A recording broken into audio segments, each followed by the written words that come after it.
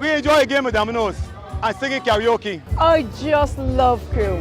When you love me just a little bit longer. You get to relax and have a drink and listen to some nice music. It's something different. It's spectacular. It's fabulous. You know, it's a different feeling altogether. I never feel so good in a party yet. Follow me to Q in the Community this Thursday. So good in a party yet. You know why?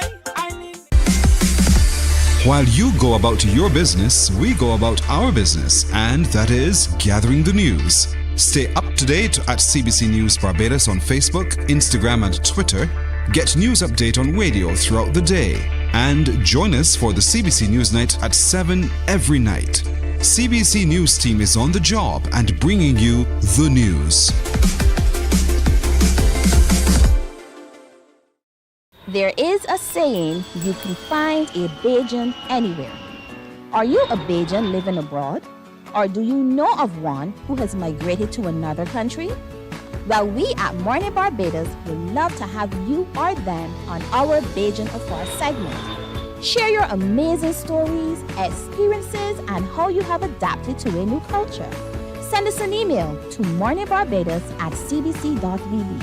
And together we will travel the world.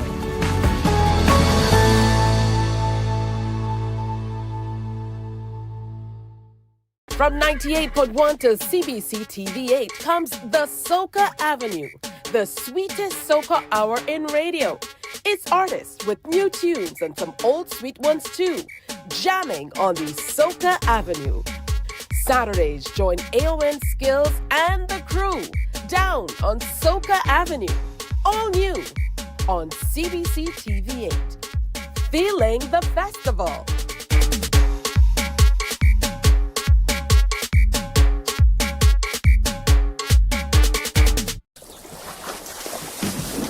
From the beautiful shores of the gem of the Caribbean, Barbados, home of the amazing Harrison's Cave, the tantalizing Oystins Bay Garden, our historic garrison, the indigenous road tennis, and the friendliest people in the world.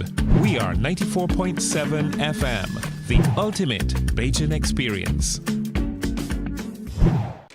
My friend, you don't plan to get it? Oh, Barbados.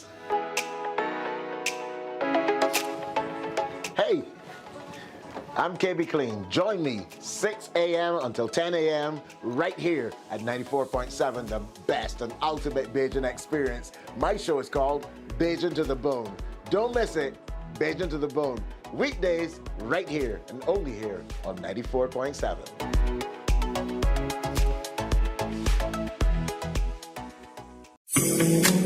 The facts say Morning Barbados reaches an audience of over 50,000 and Newsnight reaches over 56,000. It's simple. When you advertise, you're getting your message to over 50,000 of your potential customers. Make the call to CBC Sales Department today and watch your business grow. Contact us at 467-5559 or email marketing@cbc.bb. Welcome to the Crop Over Sweet Spot, your go-to show for all things Crop Over 2024. We'll dive into the big issues of the day with exclusive interviews with the entertainers, the experts, the movers and shakers of the festival, plus you, the audience. Get to join the conversation and share your views. Tune in to CBC TV8 every Friday night for the ultimate Crop Over experience with yours truly, the Admiral. We're big on everything Crop Over 2024. The Crop Over Sweet Spot, brought to you with the kind compliments of Axel Finance. Tune in every Friday at 6 p.m. to see me, Chrissy D, on Fashion Flair on CBC TV8. I'll be bringing you the latest fashion trends, fashion ends, and everything in between. Get ready to transform your style, get inspired, and elevate your fashion game with the ultimate guide to looking fabulous. Join me, Chrissy D, this Friday on CBC TV8 at 6 p.m. for an exciting episode of Fashion Flair. The ultimate cricket showdown is coming to ESPN, and MCTV has got you covered. The ICC Cricket World Cup 2024 is here on ESPN and MCTV. Tune into MCTV channels 302 and 308 and don't miss a single six, wicket, or heart-pounding moment as top teams vie for the 2024 T20 World Cup. From June 1st to 29th, it's cricket you can't afford to miss. Tune into ESPN on MCTV, and for live radio coverage, tune into 94.7. Catch every moment of the ICC Cricket World Cup T20 action. We enjoy a game with Dominoes and singing karaoke. I just love crew. When you love me just a little bit longer. You get to relax and have a drink and listen to some nice music. It's something different. It's spectacular. It's fabulous. You know, it's a different feeling altogether. I never feel so good in a party yet. Follow me to Q in the Community this Thursday. So good in a party yet. You know why? While you go about your business, we go about our business, and that is gathering the news. Stay up to date at CBC News Barbados on Facebook, Instagram, and Twitter. Get news update on radio throughout the day. And join us for the CBC News Night at 7 every night. CBC News team is on the job and bringing you the news.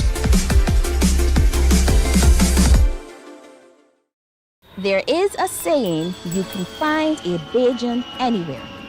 Are you a Bajan living abroad?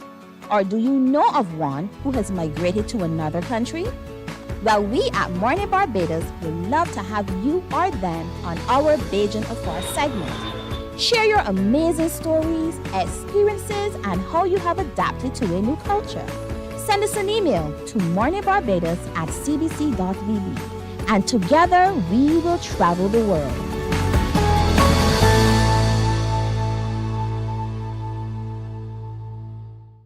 From 98.1 to CBC TV8 comes the Soca Avenue, the sweetest soca hour in radio.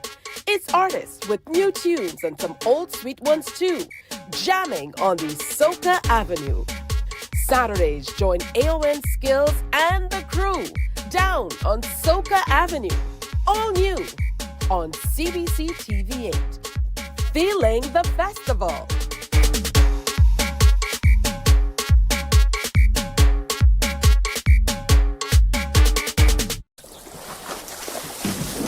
From the beautiful shores of the gem of the Caribbean, Barbados, home of the... Wake up, wake up, wake up. Barbados, get up. Good morning. Good morning, Barbados. Good morning. Good morning to you. Good morning. Morning, morning, morning. Good morning to you. Good morning. Morning, Barbados. Good morning. Good morning to you. Good morning. Morning, Barbados. Good morning. Wake up, wake up, wake up. Morning to you. Good morning to you. It is Thursday, the 18th day of July, 2024. Morning, Barbados. Thank you for tuning in for another presentation. I certainly hope you had a great day yesterday. Mine was super duper busy, but it feels like there's more, less time and more to do. Maybe that's just me. I don't know if that's how you're feeling as well, but I definitely feel like I'm skating through my days these days. So we definitely have to do something about that. I'm just going to give you some early notice. The Olympics, they're upon us. That's right. We're going to be taking to Paris to take in the Olympics. So too, here on CBC TV8. So Morning Barbados will be taking a hiatus of sorts from next Thursday. So I'm giving you your 1 week notice. We're going to be off so that we can share all of the excitement of the Paris Games. It's only once every 4 years, so we'll be off for maybe 2 weeks or so. And then we're going to be back fresh and having a good time. So that gives you an opportunity to plan. And just so you know, I know you like good notice because I do too. All right, so coming up on today's show, we have lots planned for you. Chetwin Stewart is going to be in talking about all he did for the Partisan for the just concluded ICC Men's T20 World Cup with the final here in Barbados. They had a great time in the party stand. We saw all the pictures. We saw all the videos. Now he is here to kind of spill the tea of the behind the scenes and everything that happened. So we look forward to seeing Chetwin Stewart. Of course, this is also his time of year. He's known as the director for many years of Power by Four. So we're interested in hearing about, what he thinks in the 50th year of the festival as we move forward. That band certainly was one of the big names when it came to big bands here on the road in Barbados. So he's going to be in to tell us all about that. Plus, we are going to be telling you a lot about some major events coming up. We have Fusions that is coming up this weekend as well. So we're going to share about that. And the Hamilton Lashley Foundation and Trinidad Cricket Partnership. We're going to share more about that too. But today is Nelson Mandela International Day and is celebrated every year in honor of the birthday of a man whose actions transformed the 20th century. Today, we honor his lifelong fight for peace, freedom, and equality. The day isn't just about remembering Mandela's achievements. It's a call to action for everyone to inspire change and to improve our world. This special day was established by the UN in 2009, recognizing Mandela's significant contributions to promoting peace and freedom. It serves as a powerful reminder of one person's impact on the world. Mandela was South Africa's first black president and a fierce opponent of apartheid. His commitment to democracy, equality, and learning lays the foundation for what this day is all about: fighting poverty, promoting peace, and embracing cultural diversity. Nelson Mandela International Day isn't just a day of reflection, but also a day of action. It challenges us to dedicate 67 minutes of our time today to those tenets. That's 1 minute for each year of Mandela's public service to help others.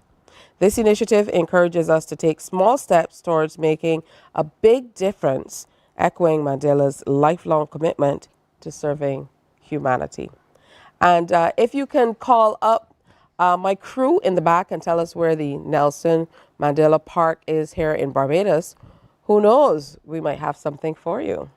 Good stuff. So we're going to get today's program started by talking with a few familiar people. We know these faces very well, and we often get to engage with them separately, today together.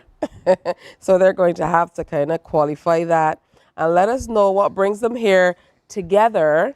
And I put it all out there on live TV. I have to say a very special good morning to two people who are sharing with us today. Errol Griffith, good morning and welcome. Good morning. Welcome. Always good to see you. Thank you. God bless you. But today here to share about something a little different. And Kathy Daniel, National Communications Director of the Church of Jesus Christ of Latter-day Saints. Good to have you with us, Kathy. Thank you. Good morning. All right. So like I said, we often see you two, separately, not on the same couch. So we've been talking about deep family ties and all of that, but that's probably the case in Barbados with everybody, right? If you dig hard enough, if you dig deep enough, you're going to find a lot of people that you're related to. Absolutely. And Errol is President and People Development Specialist with the Power of Choice. Yeah, so great to have both of you with us today. And this is a perfect time to talk to you as we get started. After what I spoke about on this Nelson Mandela Day, you're here to talk about the pause for peace. Correct. And I'll start with you, Errol, because I know that this is nothing new for you.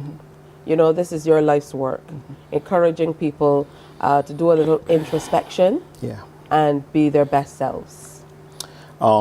This was triggered by the call by the Prime Minister, I think it was Monday night, for the pause for peace.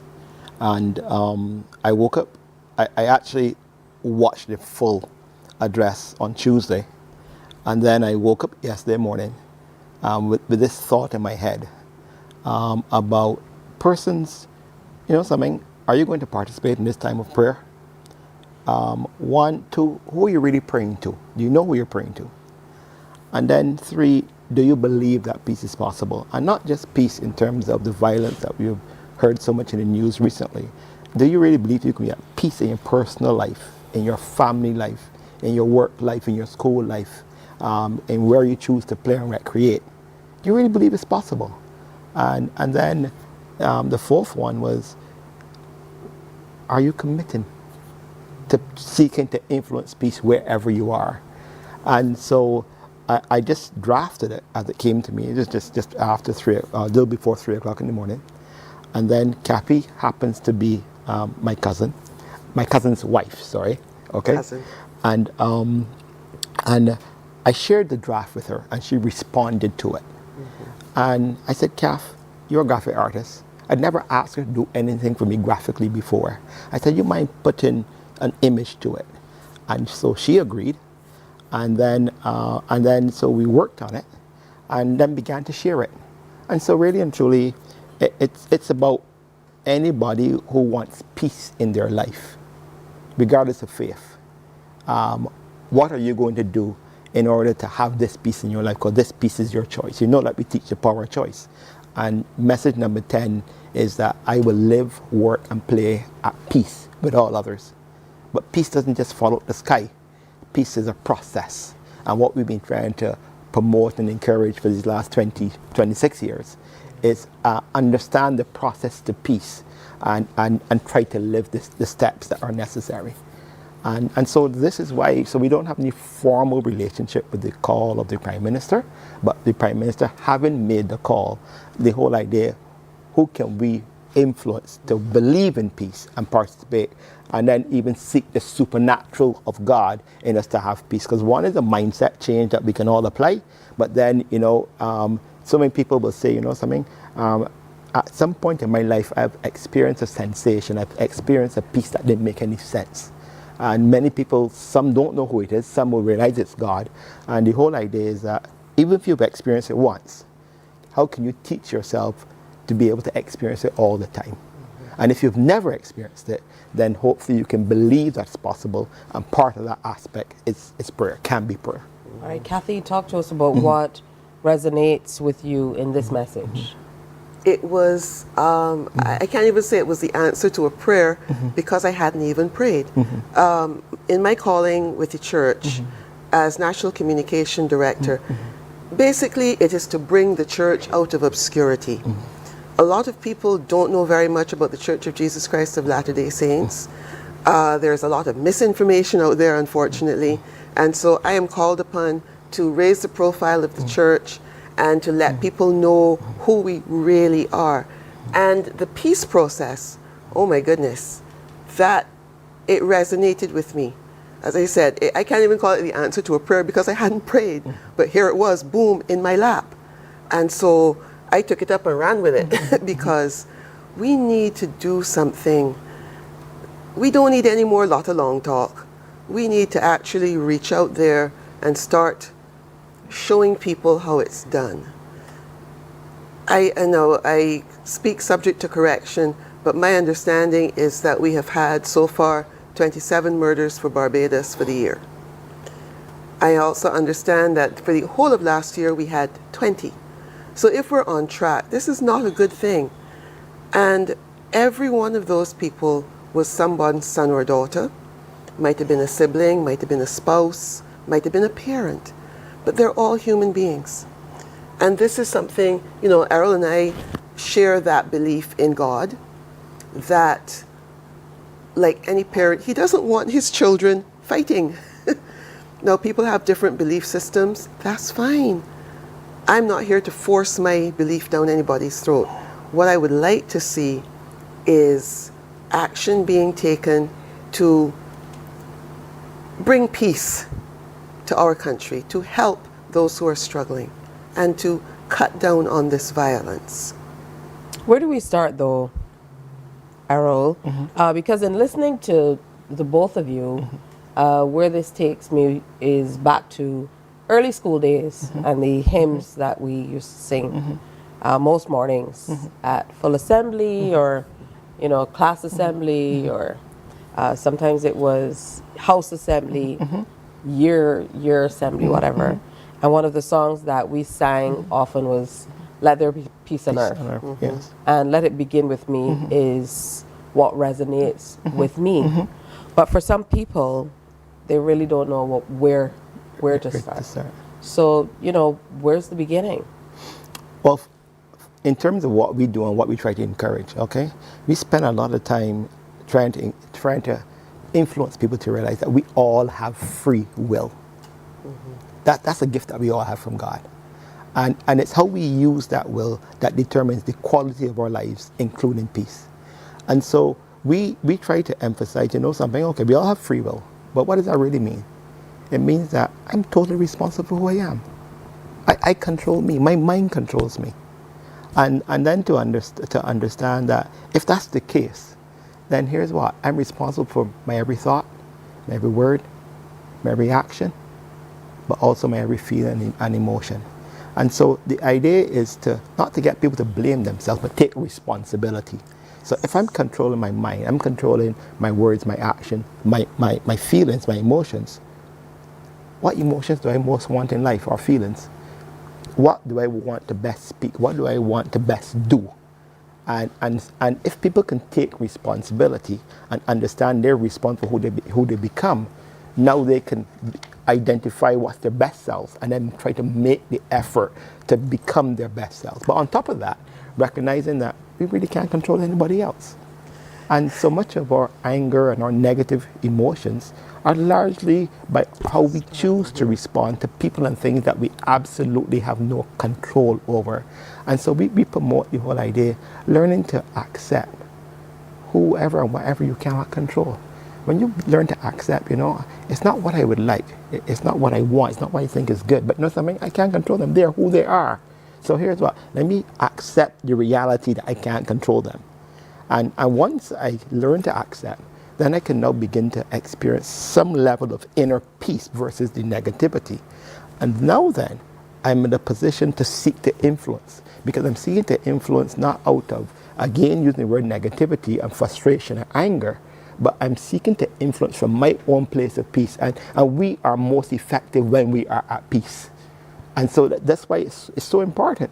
And another level of one of the things we really try to emphasize, the whole notion of forgiving ourselves, because none of us are perfect. And even we make a commitment because we have the power to choose and realize, well, my best self is to choose the right things all the time. If I make that commitment, then I may slip up. And when I do slip up, let me learn to forgive myself. But the other element which is critical to having peace is to recognize that other people just like me are imperfect. And so if I, in my imperfection, have learned and taught myself how to forgive myself, then what then should I do with everybody and everything else that I cannot control? Forgive them also. How do we get people to that place, especially people who are in a dark place? We're seeing a lot of this violence taking place among the ones we love and young people. And it's incredibly challenging because there's not one of us who is exempt. So even if you have not been impacted directly, you're impacted indirectly. We're seeing the young people in our neighborhoods fighting against each other. And it's difficult because these are our young people who would have grown up together and who you would expect to live harmoniously, where we're seeing, this level of behavior. For many of them, I feel as though they can't see the proverbial light. There's been so much darkness seen and taught. What they look at every day, from the doom scrolling online to the videos and the games, the influences in the neighborhoods, what's told to them. There's so many of our young people who every day they hear, whether it's at school or at play or in their homes, you are nothing, you will be nothing, you will make nothing of yourself. We hear it too often. So what do we do when, that darkness has kind of set in and there is no light in sight? Because to reach for that peace, you have to first see it. You have to first understand that whatever is happening with you you can be at rest with that. So where do you go with that? How do we start to really have that conversation in a meaningful way? Maybe from the perspective of the church, because we've heard a lot of people point fingers and say the church is not what it used to be to our community, and if the church played a greater role, then maybe we can start to get people back to a place where they feel like, I can be this change I want to see. The thing is, and this is my personal opinion, that the technology, the social media, we had a little conversation in the waiting room before we came on, and I was saying, we were looking at the screen and watching some video. I was saying the thing is, it's the same technology that people use to watch pornography, or people use to watch a TED Talk, or something else that is uplifting. So it's the use of the technology. Now, even more basic than that, we have to look at the family structure. I think Errol and I are of a generation where our grandparents were still around. Okay, my grandmother helped look after me. I lived with my grandparents in Lakes Folly for several years of my life. Unfortunately, I think that our society has changed so much that now we have the grandparents, the grannies are working, so they can't look after the kids. So what I'm seeing, and this is just, I said, my personal opinion, lots of kids running about, and the street is raising them. And that is not a good thing. So instead of being taught, the Ten Commandments or some sort of faith-based, ethical framework in the family, there is no family. Years and years ago, I asked a couple of teenagers who I knew well, I said, why are you not in a gang? And they looked at me and said, no, I don't need a gang. I got my family. So, I think everyone wants to belong. So this is the challenge we're going to have. Yeah, sometimes it's exposure.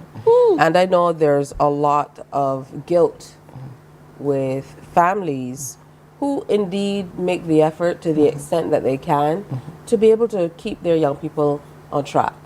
And the retort a lot of the times is to say, where's the family in this? So, there's a lot of guilt, and I feel it as well. And when you have family members who aren't necessarily hitting that mark, because then, you internalize that and you say, how can I help? What part did I play in this? And that's the introspection that you would have mentioned. But it can be so difficult to really start with all of this and this entire discussion that we're having.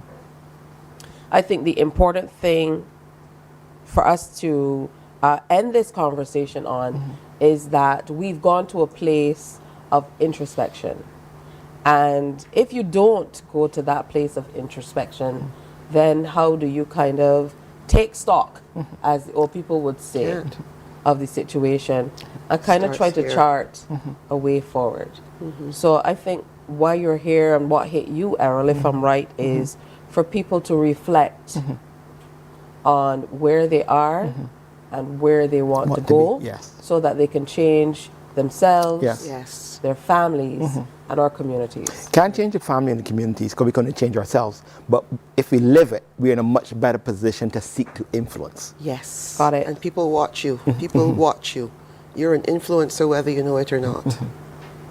Absolutely. So I want to thank you too for coming in. I see that you have something else to add. Well, Tish, really feel that it's time for us to try to have, as a nation, a core set of values that we are going to try to decide that these are the ones that our nation wants to live and represent, and then to find all the effective ways of reinforcing them and communicating them.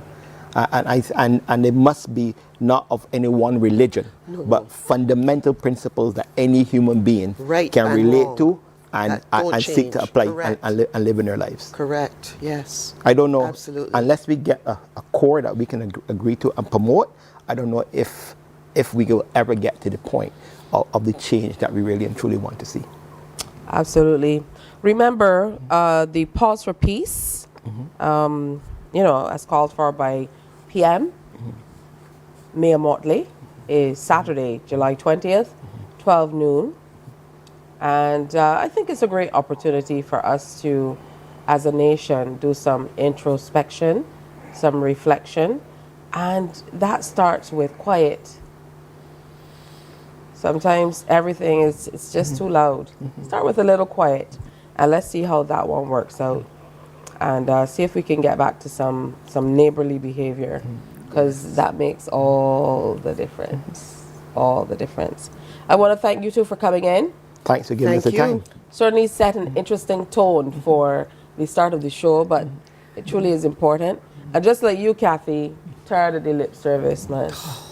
I'm so stop over talking, it. just do. Yeah. Tired of the lip service. Yeah. And I'm sure you are as well. All right. It's time for a break. Thank you both for coming in. Thanks. Yeah, they're accustomed to being up early. Did you hear Errol talking about he was up at 3 o'clock?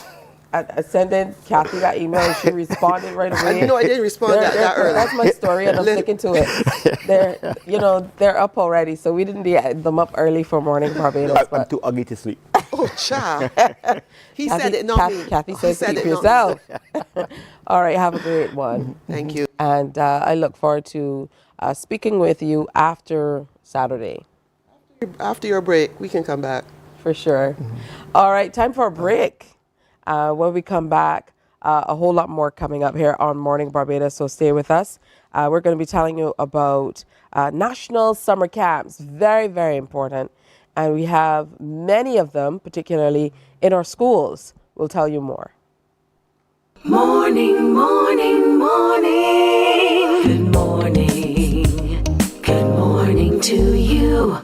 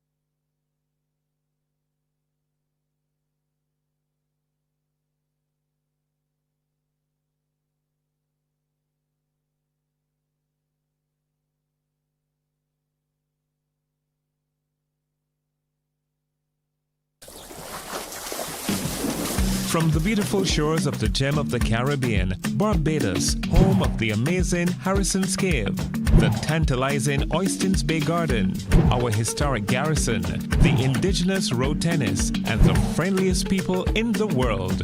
We are 94.7 FM, the ultimate Bajan experience. My friend, you don't plan to get it? Oh, Barbados. Hey, I'm KB Clean. Join me 6 a.m. until 10 a.m. right here at 94.7, the best and ultimate Bajan experience. My show is called Bajan to the Bone. Don't miss it, Bajan to the Bone. Weekdays right here and only here on 94.7. Morning, morning, morning. Good morning. Good morning to you. Go through Black Rock, where I grew up yesterday. I was so pleased to see the little ones at the Church of the Nazarene at Vacation Bible School. And it took me back to my days for the summer. We looked forward to Vacation Bible School, but most importantly, we look forward to the snacks. That was always good, you know, as little ones, you know, you're going out to Vacation Bible School. And then I ran into a lady whom I used to go to church with, ironically, at that same church while I was a teenager, and she's doing some fantastic work with the Western Light Church of the Nazarene, and they also have Vacation Bible School going on in that area. So a big good morning to all of the churches doing Vacation Bible School. It's a lot of work to be able to teach the children, do arts and crafts, take them out on tours, encourage them and take care of them during the summer holiday. But the Ministry of Youth, Sport and Community Empowerment, they're doing a lot to make sure that our children have options, and they want to bring some structure to our children's summer holidays through the National Summer Camps program. So to tell us more about it, we have Kay Stout, who is a representative of the ministry, and Kirk Brown is here this morning wearing his hat as Special Projects Coordinator with the Ministry of Youth, Sports and Community Empowerment. Good morning and welcome. Good morning. Good morning. All right, great Thanks to have for having both us. of you here. Absolutely. And, you could see it's a passion of mine. And it's a passion of ours too. Yes. We really look forward to the National Summer Camps of Barbados. We want to get everyone out. We want to let you know that it's still open for volunteers because they're integral parts. We really want to have you register, and we kickstart with our church service this coming Sunday at the Pouring the Blood Assembly at 9:30 a.m. Ms. Stout will tell us more about her overview as well. Ladies first. Yes. Just a moment, you are with the Barbados Youth Advance Corps. Yes, I am. Okay, good stuff. Yes. So as Kirk said, we're starting with our church service on Sunday, starting with God, which is important. And the camp runs from the Monday to the 22nd of July until the 23rd of August, approximately 5 weeks. Okay. And the camps are all over Barbados, from the north to the south, the east, and the west. There are approximately 47 camps, and we anticipate about 3,500 campers. So the theme for this year's camp is A New Hope, Developing Critical Life Skills in a New Age. So we're going to be incorporating technology along with fun, arts and craft, and sports, and it's going to be a holistic experience. And the ages is from 4 to 15 years old, and you can register all now. Some camps are closed, but we have a few that are still open. For those who might be interested, you can go on our website and you can see what is available. You can go on www.youthAffairs.gov.bb, on IG, DivYouth246, Facebook, at Division of Youth Affairs, or you can call 535-3835. As Special Projects Youth Coordinator, this must be really exciting for you, Kirk. Oh, very exciting. To be able to offer some specialized camps in here as well, working alongside of the people who make it happen, collaborating with the National Disabilities Unit as we move toward being far more inclusive in our society. Yeah, and they have an amazing camp reach for children with special needs, thanks to the National Disabilities Unit, as you said.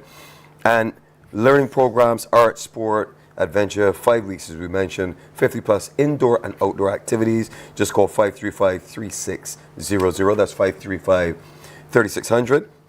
And for more information, you may also contact disabilities.unit@barbados.gov.bb, and just like the BYAC, all working together as well under the Ministry of Youth, Sports and Community Empowerment, guided by the Honorable Minister Charles Griffith. And I got to salute the phenomenal team, or PS Joy Adamson, Director of Youth Affairs Cleviston Hunt, Principal Youth Development Officer Andrea Titus, must salute Carolyn Garnes, yes, and all the youth commissioners. I don't think people really recognize the scale of persons, the youth commissioners, the youth program consultants.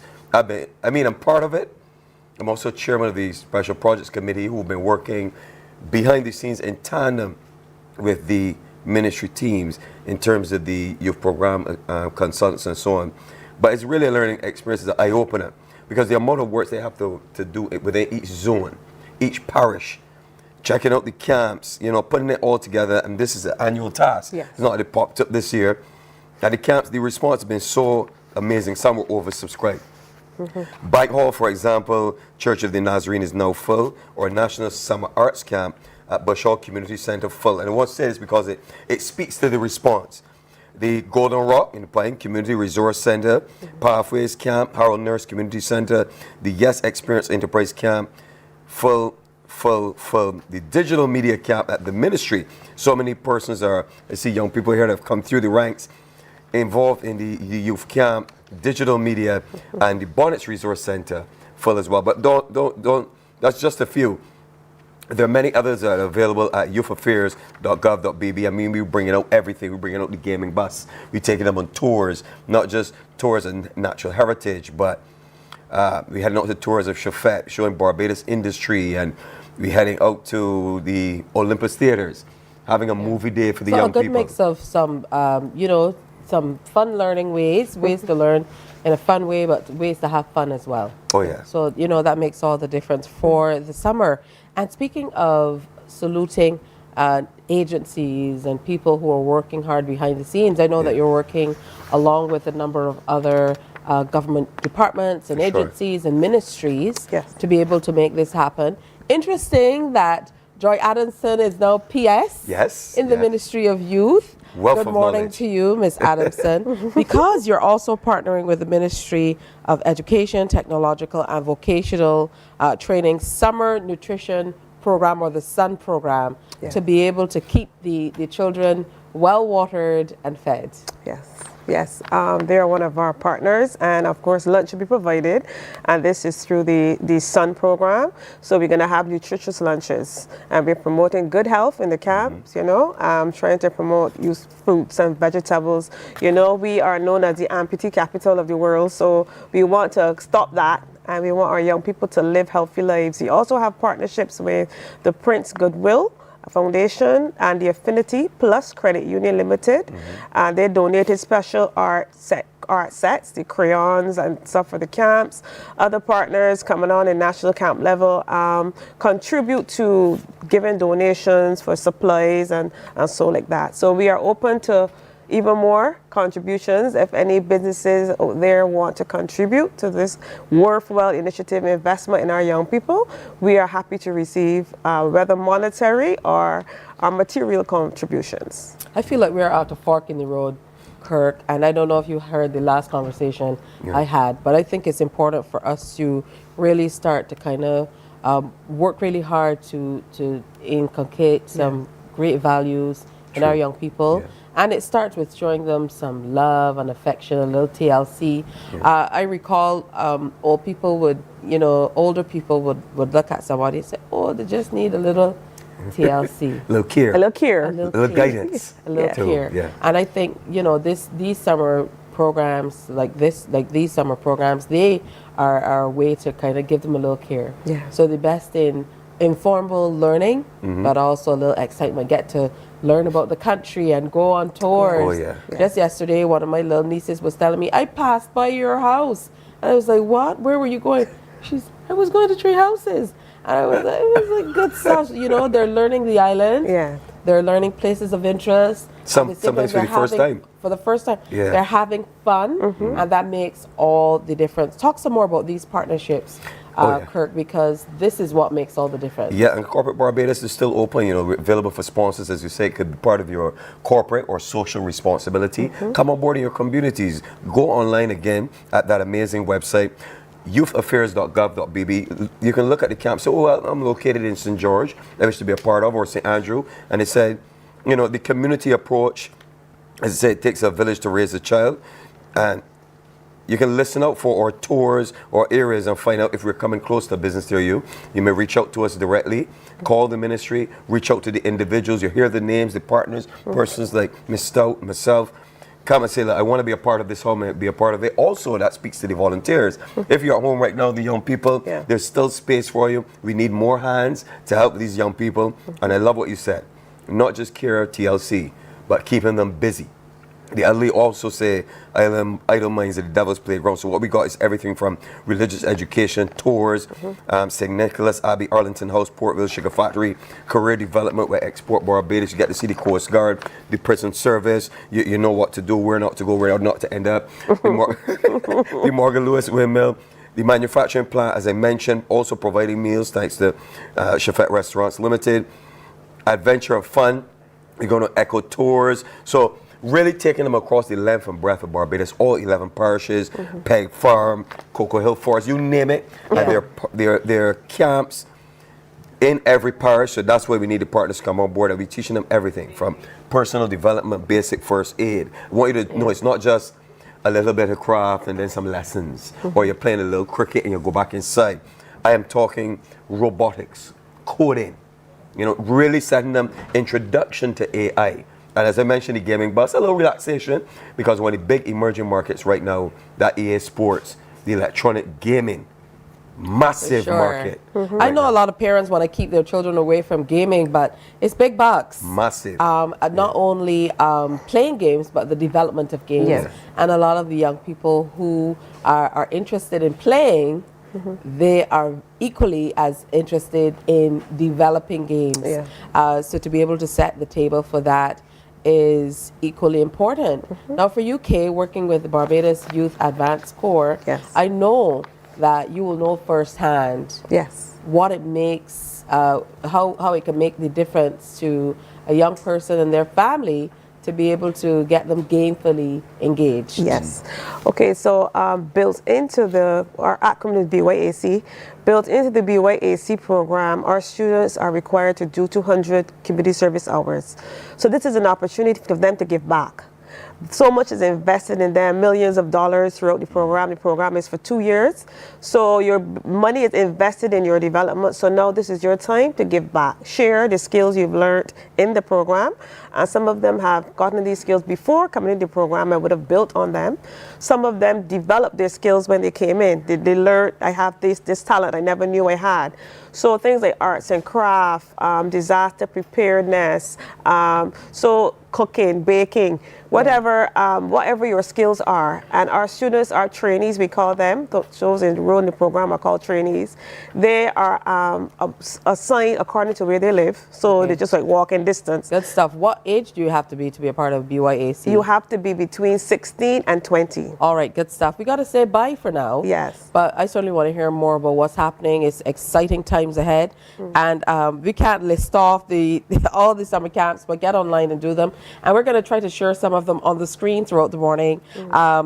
Kirk shared the ones that are full in some of those really, really busy areas, but there's still lots of camps that are available for us to get the young people out to have a good time this summer. Kirk and I are from a generation where we benefited from all of these tours and going around the island, going to the Animal Flower Cave and seeing the animals and going to Farley Hill. Reserve, Wildlife Reserve and all of this, and it really made a difference. When I feel low, I get in my car and I move. I go to these places because it makes me feel better. And that came out of all the tours and stuff like that for school. And national pride. For sure. You're proud of these places. Yeah. I look forward to talking to you guys more about the national summer camps. If you haven't signed up your little ones, or if the neighbors haven't, look out for the neighbors too. Exactly. And go online or give them a call at the Ministry of Youth, and they'll guide you accordingly. Thanks so much, Kirk Brown. Thank you, Tisha. Thank you so much, that website, youthAffairs.gov.bb. Yeah, that's the broadcaster in him. Yes. He knows he's supposed to wrap up. Top and tail. And Div Youth. I just want to say, if I may. There Kay goes. The BYAC is contagious. The BYAC residential camp is scheduled to start October 6th. And we have a pre-residential starting September 2nd. That is for 4 weeks. So if you want to register, the website byac.gov.bb. I'm ready. I think you're a little too old. I have a few people, a few names. I'm signing up today. All right, time for a break. We'll be right back. If Kirk Brown won't stop talking. Morning, morning, morning. Good morning. Good morning to you.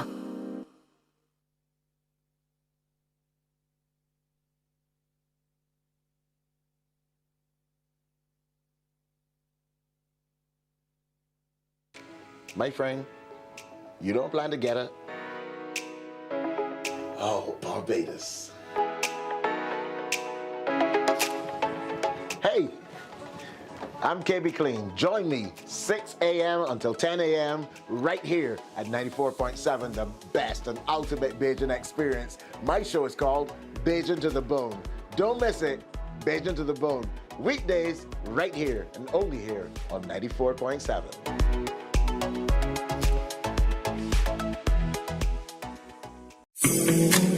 The facts say Morning Barbados reaches an audience of over 50,000 and Newsnight reaches over 56,000. It's simple. When you advertise, you're getting your message to over 50,000 of your potential customers. Make the call to CBC Sales Department today and watch your business grow. Contact us at 467-5559 or email marketing@cbc.bb. Welcome to the Crop Over Sweet Spot, your go-to show for all things Crop Over 2024. We'll dive into the big issues of the day with exclusive interviews with the entertainers, the experts, the movers and shakers of the festival, plus you, the audience. Get to join the conversation and share your views. Tune in to CBC TV 8 every Friday night for the ultimate Crop Over experience with yours truly, the Admiral. We're big on everything Crop Over 2024. The Crop Over Sweet Spot, brought to you with the kind compliments of Axel Finance. Tune in every Friday at 6 p.m. to see me, Chrissy D, on Fashion Flair on CBC TV 8. I'll be bringing you the latest fashion trends, fashion ends, and everything in between. Get ready to transform your style, get inspired, and elevate your fashion game with the ultimate guide to looking fabulous. Join me, Chrissy D, this Friday on CBC TV 8 at 6 p.m. for an exciting episode of Fashion Flair. The ultimate cricket showdown is coming to ESPN, and MCTV has got you covered. The ICC Cricket World Cup 2024 is here on ESPN and MCTV. Morning, morning, morning. Good morning. Good morning to you. All right, good morning to you and welcome back. Just about 6 minutes to go before 7 o'clock. Success over and above reality. I love that. It's called Soar. And we have some people to tell us a little bit about Soar Hospitality and Travel program that's now here in Barbados. Joining us on Morning Barbados is Rosie McCamery, founder and CEO of Soar Hospitality and Travel YLC Inc. Yes, ma'am. Good morning. Welcome. Welcome. Thank you very much. And Naomi Garner, who is a senior intern with Soar. Hello, nice to meet you. Good to see you as well.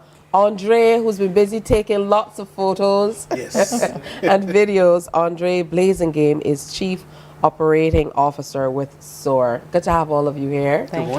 And to talk about this program that has brought you to Barbados in collaboration with Golden Sands and the Norma and Jean Holder Center, which used to be known as the Hospitality Institute here in Barbados. So I'm going to start with you, Rosie. Tell me a little bit about Soar, and then kind of take us on the journey of how you came to be here in Barbados through these amazing partnerships. Absolutely. So Soar Hospitality and Travel, we are a nonprofit organization who caters to high school students, grades 9 through 12 in inner cities and low income backgrounds. And we teach them business and entrepreneurship and hospitality and travel. We also have a nonprofit community service arm. We are located in the States, but we are in the United States, and we have students from all over the States and even internationally. And so we're very excited to be here. We're very excited to do what we do. We were established in 2013, and in the height of the pandemic, we piloted a program, the Business and Entrepreneurship Series. It's a virtual program that allowed us to teach financial literacy, resume writing, presenting, and fundamentals of business and entrepreneurship, and bringing those concepts and those theories and the practices to our students within those inner cities, so that they have the knowledge base that they need for those life skills that they're going to need once they come out of school. That's beautiful. And a lot of volunteer work is hard work. So Andre, set the table. Where did this all come from? The desire to really work with and help inner city students and others kind of reach their full potential? That's actually a great question. Believe it or not, it started here in Barbados. So our mentor when we were in high school, a gentleman by the name of Gerald White, we grew up in the inner city that wasn't necessarily the most affluent, and we went to a high school that was one of the most poor performing high schools in all of the state.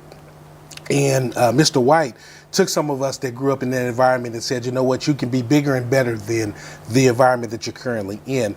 I have an opportunity for you. And of course, we had to work hard, put some things together to do it, to get here to Barbados. But he said, I want to take you international so you can see a different culture, so you can see a different background. I have some connections. And so I myself had got an opportunity to present to our Board of Education about making this an instituted program at our high school and get funding from the school district to be able to take us. And they approved it, and so we got to take the first 14 inner city youth down to Barbados with Mr. White, Miss Reynolds, Miss Sullivan. They got to bring us all down, and it was 14 of us that came that time, almost 30 years ago, and it was so coincidentally, we brought 14 back in this one this year to come to the same Golden Sands that started this whole thing for Rosie and I. 28 years for Rosie, 30 years ago for myself, and it put me on a trajectory to be in the hospitality field for the last 30 plus years. All right, so you are here with the program, Naomi, as a senior intern. Talk to me about how you first heard about the program and how things have been going since you first arrived in early July. I was introduced to it by my aunt, which is the CEO and founder. She was very passionate about the work that she wanted to do for the people who are in the high school range, and I was in high school when I first started as well. And even now, from graduating high school for after a year and being in college now, I still am actively within the program and actively supporting and actively here for the kids so that they can get that experience and know how it was for me and how I can help them with their experience as well. Tell me about what the difference it makes to be able to have some people of high school age see different places, experience different cultures. And I'm interested in hearing it from your perspective. I know that sometimes people of our generation don't necessarily see things the way that you do. Actually, they love it.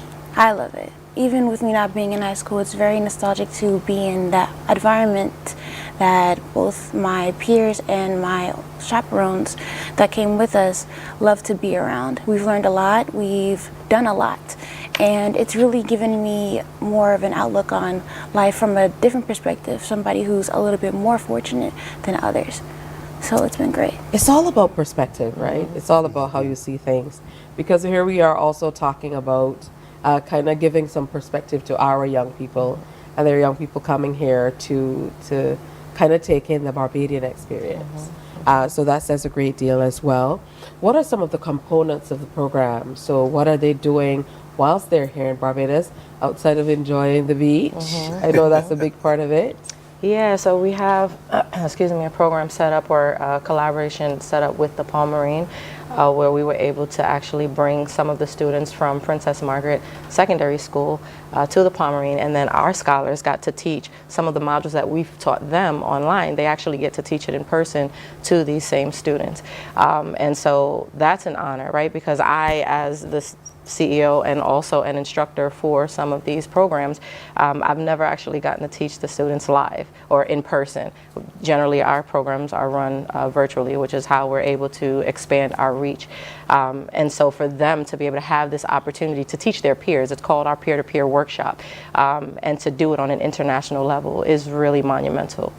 And that's one of the things they've done. And then at the Golden Sands, they work in all capacities of hospitality, so housekeeping, grounds, dining, both front end and back end. They've done reception and whatever else they can do to service at the Golden Sands. You know, essentially what we did 28 and 30 years ago. This is a full circle moment for us. That's beautiful. Reflecting on all that you were able to do 30 years ago and experiencing what the young ones are now during this part of the internship. You know, what are some of the high points for you now as one of those people who's getting an opportunity to kind of set the table for what they do? One of the high points for me is being able to bring 14 students back here to where it started for me.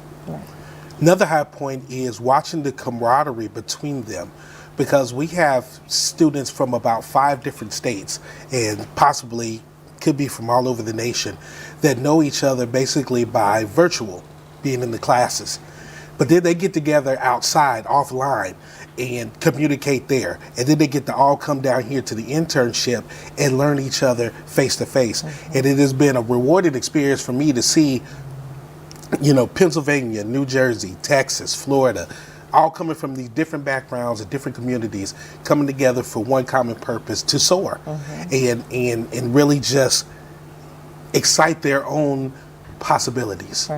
It's probably the biggest and most rewarding thing that I've seen so far. The way that they've come together, and even from deciding on how they're going to govern one another has been impressive to see them and their growth. So that's the biggest thing for me. The biggest thing for me in sitting here with you guys is hearing that you're so invested that if I ask for a success story, it could come from you, Rosie, and that makes all the difference. So go ahead and share it. We're here for it. A success story, Yes, being here. of this program, and you know the influence it has Absolutely. had. The gentleman who introduced you to Barbados, now deceased Gerald White, you know, pretty interesting, because that sounds like a major name. That's right. Yeah, I think our success story is being here right now, in this moment, living in this moment, and being able to have our scholars with us to live out, you know, the dreams that we never even knew we'd be able to live out, and now seeing the next generations here doing the same thing we did 28 and 30 years ago. It's emotional for me, I think, because I never, you know, who would have thought, you know, that we'd be here right now and doing so much. And it's interesting that you keep telling Chef Andre to set the table, because he is a chef, right? So no even pun just, intended, right? But yeah, just for us to come from where, you know, from our background, and to be here, she's a success story. Yeah. You know, just having her here and having her explain to you what this program has done for her. I don't have to tell you, she'll tell you. And you know, she's done a phenomenal job since she's been with us, as have all of our scholars. They're phenomenal, and they all come from various backgrounds, but they, as he said, they all come with one common goal, and that is to soar. All right, good stuff. Naomi, final word is yours. Okay. Most important person sitting up here, you know. So tell me, you know, what do you hope, or where do you hope your involvement with this will take you? Networking. I love the idea that we are talking to new people and expressing our love for the same thing, and with that leads to more connections. People who are in the program, kids of high school range and sometimes a little older than that, they are connecting with people and joining the classes, and we are connecting with them through that virtual. And then we have these programs where we go outside of the country and connect even more on a deeper level, on an emotional level. I've learned so many different emotions, I've learned so many different attitudes, I've learned so many different personalities, and I love it all because I would have never known any of these people without this program. So having to network and learn people from a different perspective than online is great. Wonderful. I want to thank you for coming in. Share loads of photos. Yes. And we will share them here on Morning Barbados, and we look forward to another 14 and another 14. Maybe that is the magic number. That might be the sweet spot, Chef Andre. We don't know, but there's a reason why it's 14, back here 28 and 30 years respectively, to be able to share in this way. Really, really powerful program. And I know it takes a lot of moving parts to move teenagers across the world. Yes. Set up to get things done in this way. And I appreciate that you also involved Barbadian youth in that journey as well. So best wishes to you. Thank you. We're going to continue checking in and sharing more about it with you. So thanks so much to Andre, Rosie, and Naomi for sharing all about the Soar Hospitality and Travel YLC Inc. and their initiative here in Barbados in collaboration with the Jean and Norma Holder Hospitality Institute and Golden Sands and all of the other partners. All right, it's heading up to the 7 o'clock hour. Let's see. No, it's 7 after 7. Went by so quickly. Still to come, Chetman Stewart is telling us all about the party stand. Stay with us. Morning, morning, morning. Good morning. Good morning to you. The ultimate cricket showdown is coming to ESPN, and MCTV has got you covered. The ICC Cricket World Cup 2024 is here on ESPN and MCTV. Tune into MCTV channels 302 and 308, and don't miss a single six, wicket, or heart-pounding moment as top teams vie for the 2024 T20 World Cup. From June 1st to 29th, it's cricket you can't afford to miss. Tune into ESPN on MCTV, and for live radio coverage, tune into 94.7. Catch every moment of the ICC Cricket World Cup T20 action. We enjoy a game of dominoes and singing karaoke. I just love crew. When you love me just a little bit longer. You get to relax and have a drink and listen to some nice music. It's something different. It's spectacular. It's fabulous. You know, it's a different feeling altogether.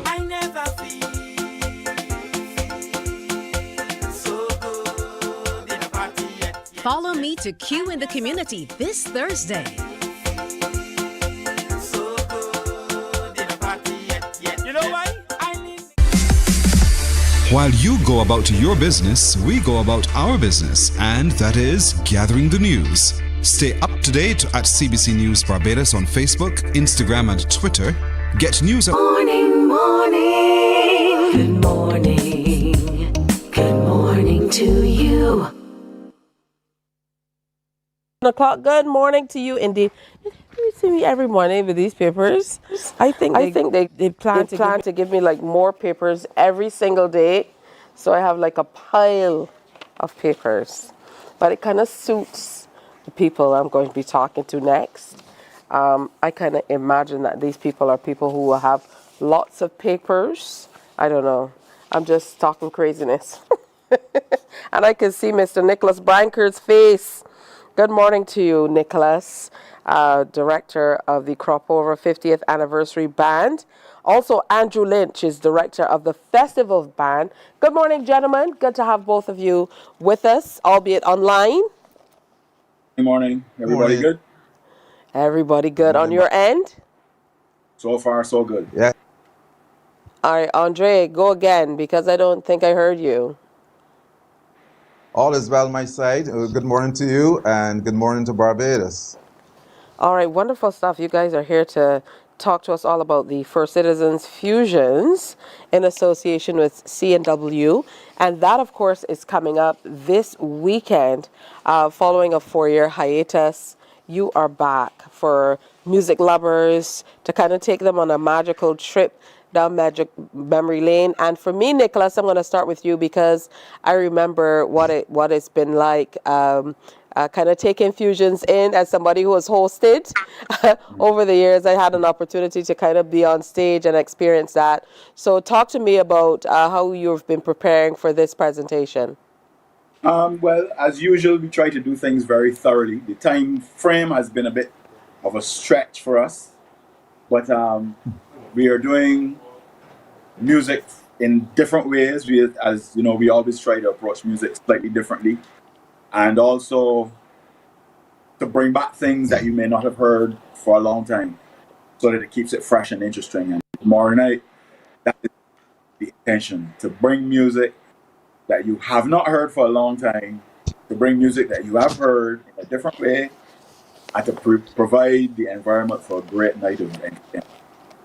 Now, Andrew, I know that this night is significant for more than one reason, but particularly because this is the 50th anniversary. So Nicholas is talking about bringing back music that we've not heard for a long time, but there's no better time than now to kind of reflect on all of those really, really influential musicians and songs through the years. Oh yes, we have people like Most Honorable Anthony Gabby Carter, and he'll be bringing you those old songs like West Indian Politicians, and he'll be pairing up with the distinguished musician Mike Seeley. So it's a lot to look forward to. So we are going to be bringing music through the years, like Nicholas said, music that you would have heard for a long time, but of course that you would thoroughly enjoy. All right, that's beautiful. For you, Nicholas, I know you said that it's kind of short notice in getting it in. But talk to us about, what we can expect, who's in the lineup, because I know usually you have a few people with you on stage. Yeah, well, from a singing perspective, as Andrew said, Gabby will be there, Bag will be there, Rick will be there, Edwin will be there, Adrian Clark, Mad, TC, Biggie Irie, whole set of people. And then the musicians, Ian Allen will be doing some guest work with us because I don't know if people really know, but I don't think there's a person, there's certainly not a guitarist in Barbados that has played on more crossover music than Ian Allen. I don't think that is without fear of contradiction. So he will be among one of the guest artists on our side, Ricky Braffett, Robbie Simmons, Mike Seeley will be across the other side with Andrew and them. And, we always try to put things on a level where the music is excellently executed in an environment and with a production that is equal to what we do. And it is always a challenge because you always feel like you're trying to raise the bar. So it gets a little nerve-wracking towards the end because this is the last few days now. But it's going to be an enjoyable show. I'm pretty sure of that. And I'm sure that whoever was not there will be sucking the teeth out of them. It's coming up tomorrow night, like you said, 8 o'clock, and it's going to be at the spacious and beautiful grounds at Ilaro Court. Now, Andrew, I think it's of equal importance for us to kind of big up the musicians who kind of pour everything into making this happen as well. And working with the festival band must be a real dream come true. It is. I remember way back in the early 80s watching that band as a young trumpeter, and I always said, I want to be part of that band one day, not knowing that I will become the director. But I enjoyed over the years playing with the band. And so this show is not only going to feature the artists, but feature the bands as well. We have a segment that will be instrumental. That section, we have some arrangements done by Mr. Roger Giddens and Dr. Ricky Brathwaite. And that session is going to be a good one as well. So you'll not only come in to hear the artists, but we are featuring the bands as well. I mean, it's a fantastic price. Just $100 makes you a member. And again, it's at 8 o'clock. Those box offices are, everywhere. So you really can get out. NCF, CS Pharmacy, Nation, Fontebelle, Starcom River Road, New Look Company, Roebuck Street, Empowered Sky Mall, Three Class Boutique, Sheraton, A&B Music Supplies in Wildy, Visio Oasis, 6 Roads, Lotto Booth, Spitestown, opposite the bus terminal. That is so major. And Codrington Estates Development Company Limited in St. John. So you can get your tickets from just about any and everywhere across the island. You have no excuses. Nicholas, what are you looking forward to most? For me, being able to kind of glance how you engage in sessions like this and kind of tie it all together as you bring the artists on and share the music. I know that, you kind of live for presentations like this one. Yeah, well, for me, music is everything. And the proper execution of music is the goal of my life. And the musicians that I'm working with are musicians that I've been working with now for, some over 10 years, but some less than that. But it's always great to come together because there's a love for doing it well. There's a love for representing Barbados. There's a love for representing the cultural aspects of Barbados. And so I hope that when you see us play, you feel the joy in what we do. and the commitment to doing it well. And hopefully that is infectious. But tomorrow night, as usual, we will go in there and tear down the place, which is what we always try to do. Andrew, will there be a little competition of sorts? Nicholas, No, we 'cause- ain't that. listen, Don't get- hold on, No. let me finish my question, Nicholas. Andrew. Yes, please. Can't have a competition by yourself. Listen, he's saying that, but let me tell you something. When you hit that band, you know you have to hit the mark, because Nicholas is Yeah, showing up. Yeah. The festival band is a great band. On Oh its yeah. own. Over the years, but we had said from inception that it was not a clash of the bands, but you're going to have And there's great music from both sides. The festival band started. You remember when the competition started way back in the late 70s? Individual bands used to do the competition, so each band would represent their persons, and at that time they were not the best musicians in every band, so that's how the festival band came about. Before professional musicians, mostly from the police band back then, and over the years it had all great musicians. So of course you're going to have the usual professional standards coming from the music. I don't expect anything less. Now, I know that as we celebrate... I used to play in the festival band too, I don't know if you know that. I know that, Mr. Nicholas. Okay. Next time I drive past you jogging, I'm going to press my horn real hard. You behaving bad. You should park and put on sneakers and come and jog. I'll think about that too. Now, I know that as we celebrate the 50th anniversary, you talked about kind of reflecting and bringing back some of the big tunes, but I know what people love about fusions is the way you kind of fuse the music, the new ways that you present it, all of the ways that you are kind of shaping the music a little differently, so you get the music, the musicians, but it's a different sound. What type of time, I want you to talk about that, goes into kind of just the arrangements to be able to make these songs feel as new and some of them just as memorable as they were when they were first played? Okay, well, from my perspective, that is a work in progress.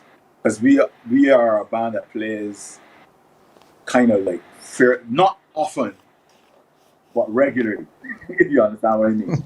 And the idea is to keep working towards two things: preserving the legacy that we are a part of, and also guiding the future that we are inevitably a part of as well. And so it is always about, so what are we trying to achieve here? Are you trying to bring new people to the music that has already gone? Or are you trying to bring older people to the music that is of now? And the answer is usually yes to both. So the arrangements it takes a while because I don't work in the way that, say, Andrew does, where they are much more technical in their abilities. So you could put, they will come with charts and work out what has to be played by just dealing with the music in front of them. But we tend to do it more organically. So it takes longer, I would say, to put together a show properly will take us about 6 weeks. We didn't have 6 weeks this time, but that does not affect how we can execute it. Because it's not as long as normal, because there are two bands tomorrow night, sorry. If it was one band, it would have been a problem. But it's two bands, so everybody had half the work to do. You know what I mean? But what I like about it is that the festival band's approach is different from ours, but it is equal in terms of commitment and quality and execution. And I think that is the healthy thing about what going to happen tomorrow night. Good stuff. Andrew, talk to us about prep from your end. Well, Nicholas said it was a short space of time, but as usual, he said, once we have the charts, we are good to go because we have all good musicians who read music. And you know, some people feel that because you're reading music that the band don't groove, but of course everyone knows different, because this band is like the envy of the Caribbean when it comes to grooving the music, whether it's commentaries or soca, you know. So this band's going to groove. So the preparation was pretty good. You know, working with the old stalwarts like Destroyer, those old tunes you're going to hear tomorrow. So I want all of Barbados to come out and support this show called Fusions, and you're going to be having a great time tomorrow. Yeah, of course, that lineup is just simply one that you don't want to miss. So, you know, they mentioned already, but Adrian Clark, Bamba, TC, Edwin Yearwood, and even calling these names, you know, it's like an entire era of music. I don't know how you're going to be able to select the ones that we're going to hear. They would have been selected already because, you know, it's tomorrow. But Mad, Roger Gittins, Mike Seeley, RPB, Gabby, Kid Sight, Serenader, James Lovell is going to be there. Drums, John Roy, Jerome Waith, Lil Rick, Nikita. Definitely fusions. All different types of people. And I'm sure you can expect the very best of everything. Last word, Nicholas. You know, why should we go grab those tickets like right now, as soon as the box offices are open? Because it is the only place to be tomorrow night. And I can't see what excuse you have for not being there. And I also, as I said earlier, when Saturday morning come and your friends telling you, man, don't be like, cha, and I thought I should, I just didn't get to the box office and sure gone, too late. Andrew, I'm taking a poll, chair or no chair, because I know Nicholas makes people get out of their chairs. He's like, "What are still sitting down?" It's going to be a show that when that music starts, even if there are chairs, you're going to get up. You got to get up and party. You got to get up and party. When you hear those old tunes, you know, and the memories come flooding back, you're going to get up and party. So it doesn't matter if chairs are there or not. Come and enjoy yourself. And I really love that you have musician and artists from through the years. So, you know, you have the older mixed with the new, and that's what celebrating in this 50th year is all about, Nicholas. Yes. Being able to kind of bridge that gap and having both of you as people who have played through the years. Nicholas, you know, he wants us to remember he was a part of the festival band, so he knows what he's doing. For sure. For sure. I look forward to seeing you guys on stage tomorrow, Friday, 19th July, 8 o'clock is the time. We have to do a throwback. Be there or be squared. Oh, dear. Year. Or what did they used to say? Miss this and blame yourself. Yeah, boy. Yeah, so thank you guys for coming in and sharing with us. Andrew Lynch, director of the famed festival band, Nicholas Branker, director of the Crop Over 50th anniversary band, a big part of Fusions tomorrow night in Laro Court, $100. That's it. 8 o'clock is the start time. And I mean, this is the place to be for Crop Over. You do not want to miss this. Go grab your tickets. Box offices, NCF, CS Pharmacy, Nation, Starcom, New Look Boutique in Roebuck Street, Empire Sky Mall, Treclass, Sheraton, AMD Wildy, Visual Oasis 6 Roads, Lotto Booth in Speightstown, opposite the bus terminal. Go get your tickets from there. Codrington Estates Development Company in St. John. Make sure you grab your tickets. Thank you, gentlemen. I look forward to seeing you both transformed and on stage tomorrow. You know, Nicholas is going to get himself ready, and so will Andrew. All right, time for another break. Do stay with us, though. Still more to come here on Morning Barbados. Morning, morning, morning. Good morning. Good morning to you.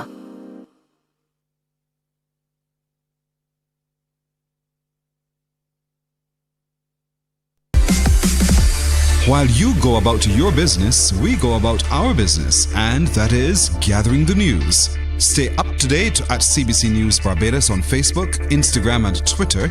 Get news update on radio throughout the day. And join us for the CBC News Night at 7 every night. CBC News team is on the job and bringing you the news.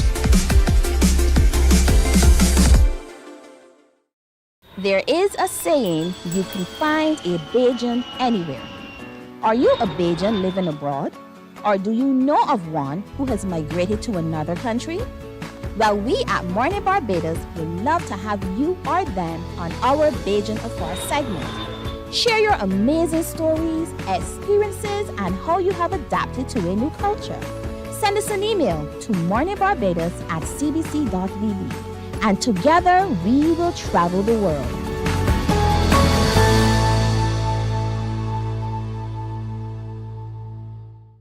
From 19 Morning, morning, morning. Good morning. Good morning to you. It's 7:28 here on Morning Barbados. Chetwin Stewart has entered the building. Morning. Morning, Chetwin. Morning, Barbados. Listen, my early days, my early foray into prop over was waiting for that Power by 4 booklet that talked about all the band fets that were coming up. And I mean, you had every fet. I mean, fets are now, but you had the all white, you had the all jeans, black coat, short shorts, red, like candy, all those kind of events, yeah. Yeah, and I mean, like that really Glow, set the don't tone. forget Glow. We ain't forgetting Glow. Yeah, we really look forward to that. People used to pick out their outfits so that they could be in theme, but Power by 4 was a real centerpiece for many, many years of Prop Over, even as we reflect on the 50th anniversary. You know, Power by 4 meant a great deal to a lot of people, and people said with pride, I don't jump with nobody else. They still say that. Power by 4. Talk to us about the early years, first of all, how you got started, and then at what point did it grow to a place that was so big that you had to turn people back at the door? Oh, well, actually, I got started like most bands too. A group of friends come together and decide we want to bring a band, and and that's how it got started. Back in the day, it was all about fun, but after a couple of years, it became about also making money as usual, because we were doing. I remember we were doing fets back then, and we were making like $3,000 from a fet, and that was so much money. And then a season we did the band, and we made $300 from the band. So the guy said, "Well, no, this can't work. We gotta stick with the fets, forget the band." But then at that time, I decided, well, look, the two of them are connected. I will resign from my job, and I will manage Power by 4, and then the rest is kind of history. That's a big step.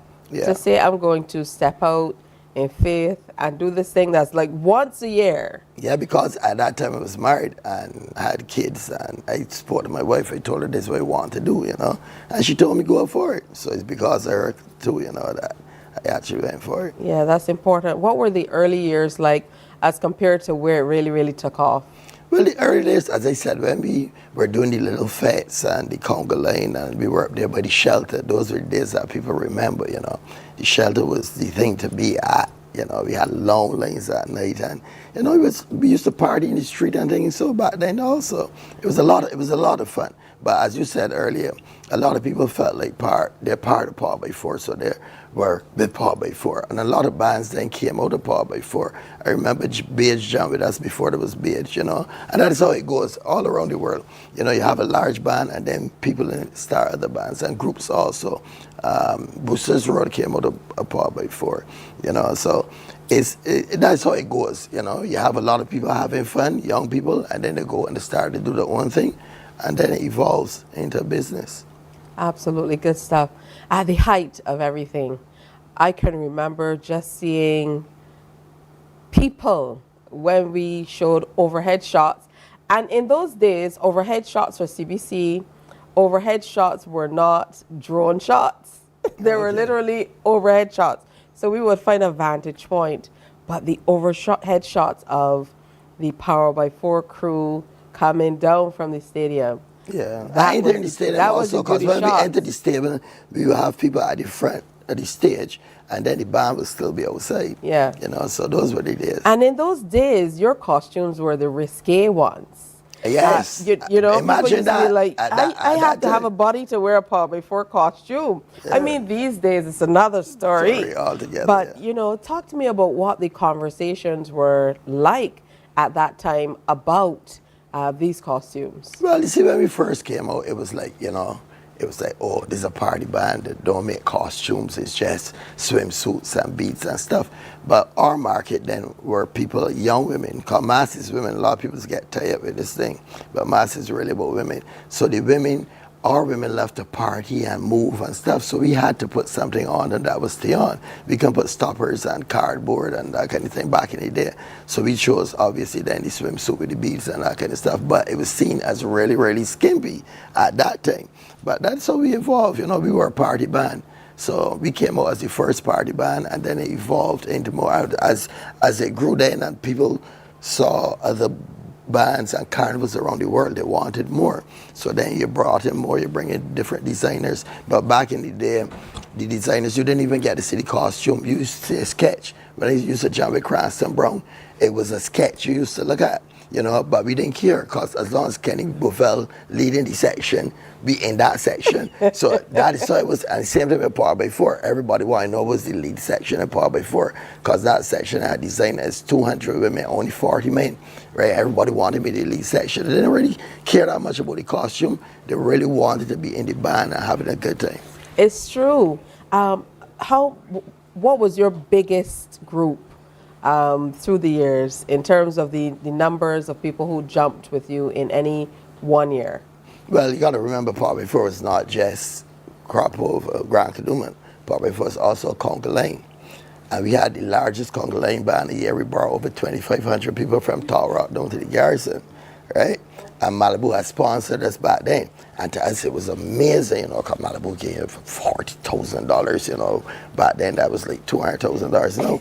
So we went on the road with that. But in terms of the mass band, one of the biggest things, I think, is when we did 1,500, and that was the people who jumped. But then we ran, but when you're doing 1,500, you got to carry along like 100 runners, 100 security, all kind of stuff. So it's amazing what was done back then. But I mean, this year, I think a lot of people are going to be surprised, because this year you can have a larger band than Power by 4 ever had.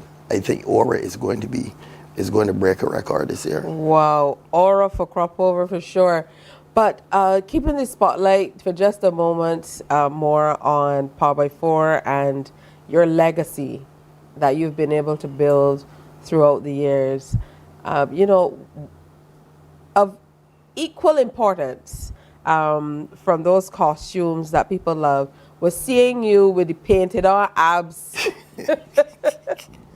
out on the road. I still do it. Whenever I go to any carnival all over the world, I always paint on Barbados. You will always see me with the Barbados flag and the abs and stuff. That is what I do, and you know, and that's why people call me Mr. Cropover. But going back to the beginning, I mean, it was obviously not just me. It was Sean Franklin, Adrian Alcock, Richard Seeley, Paul Stapleton. You know, these guys. You know, we started it all together, and as I said, it was a lot of fun back then. And it was actually, when it was just a Conga Line band, I was approached by Paul Stapleton, because he said, well, you know, we need somebody who's popular, you know. We need somebody to come in the band who's popular, who people know. And back then, I was a national player, lawn tennis and also badminton.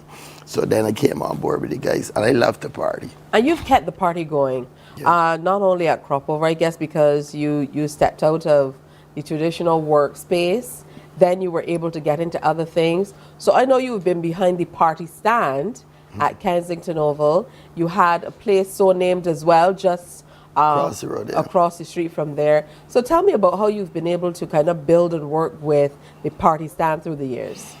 Well, over the years, I do a number of things. A lot of people just know me as a promoter, but I'm also a venue operator, right? A designer, a number of different hats I wear. So over the years, I've always looked for venues that not only for Power by 4, but that people could come and rent, you know, and make money.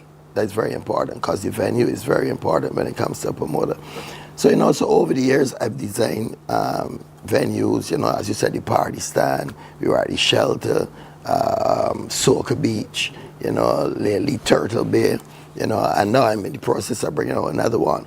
But venues are very important. They need to be accessible for people. And when you come, you must have everything in it so it can operate. So I love doing that. I love doing the venues. How were you able to kind of transform the party stand? Because with the renovated Kensington Oval, it was a tall order to say, okay, this party stand, new infrastructure, a new hospitality section, completely new stands, all of this at Kensington Oval, and here you were given the task of bringing the party stand up to scratch. What was the plan? Right, well, years ago, about 15 years ago, I was approached about putting a party stand in Kensington, because back then, like, the bleachers, which are still very expensive now to rent and stuff, you know, when they were gone, they said, look, you know, we want to put something here, but we can't afford to bring the bleachers. So I looked around. I mean, I used to go to Jamaica, the Mount, Trinity Posse in Trinidad. I said, Barbados is known for the beaches. So I think we should go with a beach theme, right? At that time, everybody thought I was mad. So I went to the then Prime Minister, David Thompson, and I told him, well, look, I know it's illegal to take sand off the beach. I need sand to put this beach in Kensington. And I know where sand is because I grew up on Land's End right over there by Flour Mill. When they had dredge there, they had left a lot of sand in the port. I knew about the sand. So I asked for a 15-minute meeting with him that way into an hour and a half. And then he said, Chairman, I feel you could do it. And he gave me the sand, and I built it out. And it was a huge party sand. I got the sand free. It cost me $20,000 to move it. I got the containers free. It cost me $25,000 to move the containers. And we built a large beach and brought in a pool, and the rest is history. Because the first time I did it, we did it kind of out of pocket. But then the next year, ICC gave me money to actually start it. So after that, it became like the most popular sportainment cricket party stand in the world, not just in Barbados. And I know that it was heavily promoted for the T20 men's final. Of course, it was there for the other games that were played here in Barbados, but particularly for the final, I am told that there were 1.2 billion people watching the final from here in Barbados, with the party stand at the center of what was happening. Tell me about the amazing atmosphere, all the people you met, and the great feedback you got about the vibe in the party stand. Right. Well, that amount of people, I mean, I think that's some kind of record. We got to look it up. And that's the other thing, too, in terms of Kensington Oval and what the Prime Minister's vision is for it and stuff. For the T20 World Cup, it's just like Rihanna. You see how Rihanna put Barbados on the map? The T20 World Cup then put us on the map again, the amount of people that was watching it. And that is why it's so important, Kensington Oval and the way how it's developed for moving forward. Because now you have a facility now that could not just do events and fests, but for sport, tourism and stuff like that. And it was just amazing, the amount of people, the Indians. I learned so much about India. I didn't know they spoke so many different languages in India. A lot of things we knew. For the finals, as you said, the finals was the ticket to get in Barbados. It was sold out from early, right? And they had people calling me. I remember they had a client in Guyana. They flew in on a private jet, some Indians, to watch the semifinals. And then when India won, they were coming to Barbados to call me. Did they have tickets, you know? But they said, they're coming. I don't want to get a ticket. And at the time, the guy said, well, how much for the tickets? I said, the tickets are sold out. You probably have to buy one off the street. He said, so like, how much? I said, one will probably cost you like $1,000 US. He said, no problem. That is how it was. And they came and they had a real good time. I remember they had a group called the Blue Army, right? Hundreds of them. And they were in the party stand partying hours after the finals. What were some of the most exciting times in the party stand? Because there was a pool there. I mean, the visuals from people sitting around the pool partying with cricket in the background or the foreground, depending on how they took the photos, was simply amazing. Yes. And I know people were calling from all over the world to find out more. Yes, I actually had a blog of this Indian guy. He does arcade. He does 100 countries in a year in 360 days. So he came to Barbados and he goes to cricket, and he said it was the most amazing thing. He's never been in a pool watching cricket. He said it was like he in the pool and watching a screen, but he said the screen is the real thing. And he put it out there, you know, and It was for people. The first time is always amazing with the pool, but normally when we have a lot more space, because you only have half the space because of the bleachers, be honest, normally we put in boats, we put in other things outside the jet skis. We normally bring the ladies off the beach that sell the batik and the other things in there. But for the World Cup this time around, it was in the Par by 4 beach party stand. We were contracted to manage and build it out. So we did it for ICC and for CWA. So it was their party stand that we managed. So basically we didn't put everything into it, but it was great. People had, for the space that we had, people had a really good What time. were some of the major components of the party stand? So we saw the pool, of course. But the pool is the main All thing. the sand was there. And the sand, additional sand was there. Yeah. You know, we always build a deck, because people think when you come to the party stand, you gotta stand up. When you come to the party stand, you don't have shade. But that is not true. We always build a large deck, about 200 feet long, and it's covered, and you have chairs up there. So the people who are serious about watching cricket, they go up there. The people who want to party and watch cricket, they stay down. Because the thing about the party stand is you don't have to sit down in the chair all the time. You can get up, go have a drink, go have food, go and talk to a friend, lame, and still watch cricket. Yeah. Who knows? Maybe you'll be building out party stands in other parts of the world. I know those Indian connections you made, they're really excited about the prospects. I've been approached many times, but not yet by someone that I'm confident that they're going to let me do what I want to do. You know, it's one thing to say come. And we know you own way, especially because you're born December the 8th. Yeah, the same day as you. A lot of people don't know we're born the same day. I'm Mikey. Yes, I'm Mikey. And Shanta Prince. And our boy Pedro is still man. Yes. Yeah. Yeah, so December 8th. But good morning to Damien Gaskin from he sent you a number. So, you know, the 1.2 is out there, that 1.2 billion people watching. But expectedly, India, South Africa drew a cumulative 1.2 billion views, 130 million likes, 521,000 comments on the ICC's Instagram posts, and many of them were about the views from the party stand in Barbados. Congratulations. Yeah, and a lot of countries were jealous. You know, they were really jealous of the Par by 4 parties. But to go back to Kensington, I mean, the Prime Minister held a lot of heat about the amount of money that was spent. But I would say after this, it was well spent. And going forward now, promoters like myself, I'll also now be looking to connect with some of those groups in the States, the Indians that playing cricket. You don't have to bring only professionals. We did Par by 4, did the party stand for the World Rugby Tournament here in Barbados, and the amount of people that they brought along with them, the family and friends and stuff. And that's what we need to do. Get out there. I know we have a facility like that. Make sure that it's utilized. We brought back so many memories this morning. People probably thinking about, you know, Par by 4 back in the day, all the way through to now. So good to see you, Chetwin. Wonderful to hear about the great work you did at Kensington Oval as well. The party stand was the place to be for sure. He gives a thumbs up. Of course, he brought a branded cup. What's in this cup, Chetwin? Oh, this, no, listen, right? This is my favorite cup, no after World Cup. The thing about this cup is that it's amazingly, it keeps things cold for so long. Yeah, then I went to a fair, because they're doing all the fets, look, you see? They're doing all the fets, right? The beach shows, they're doing all the fets. They're doing nudes, they're doing all the fets. Okay. Because of World Cup, I didn't have time, obviously, to bring the band. But next year, me and my kids bringing back the band. Okay. So now, after World Cup, this is one of the few times that I could party. So this is the cup that's keeping you alive, going to all of these Well, it's the cup that you see me at the fest. But the music, another thing too about it, the music is very good this year. It's very good. And the women, I went to that show the other night by Copa, the all-women's band, and the ladies that came out and sang. Yeah. And as usual, you know, my boys there, Peter Ram there, out, Lil Rick out. You know, all the men out. I can make a prediction now. Bruce Almighty, give me People's Choice, right? I love the Lil Rick song from the bottom of my heart, right? That's what I love, right?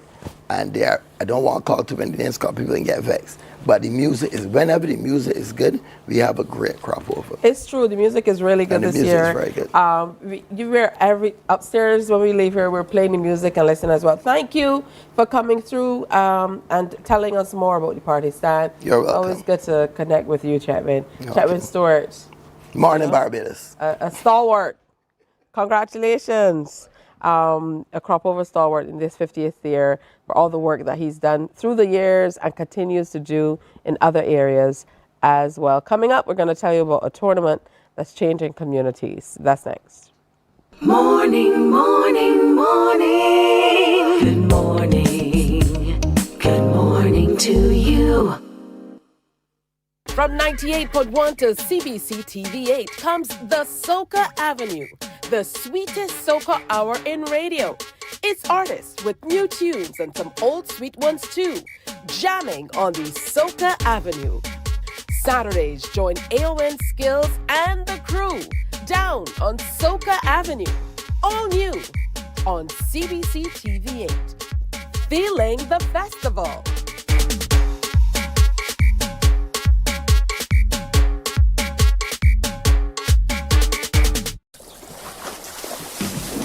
From the beautiful shores of the gem of the Caribbean, Barbados, home of the amazing Harrison's Cave, the tantalizing Oystins Bay Garden, our historic garrison, the indigenous road tennis, and the friendliest people in the world. We are 94.7 FM, the ultimate Bajan experience. My friend, you don't plan to get it. Oh, Barbados. Hey, I'm KB Clean. Join me 6 a.m. until 10 a.m. right here at 94.7, the best and ultimate Bajan experience. My show is called Bajan to the Bone. Don't miss it, Bajan to the Bone. Weekdays right here and only here on 94.7.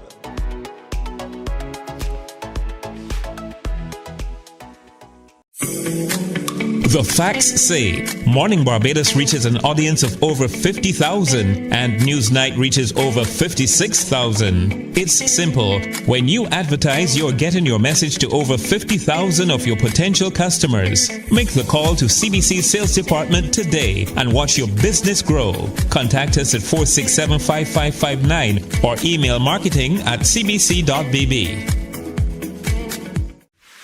Welcome to the Crop Over Sweet Spot, your go-to show for all things Crop Over 2024. We'll dive into the big issues of the day with exclusive interviews with the entertainers, the experts, the movers and shakers of the festival, plus you, the audience. Get to join the conversation and share your views. Tune in to CBC TV8 every Friday night for the ultimate Crop Over experience with yours truly, the Admiral. We're big on everything Crop Over 2024. The Crop Over Sweet Spot, brought to you with the kind compliments of Axel Finance.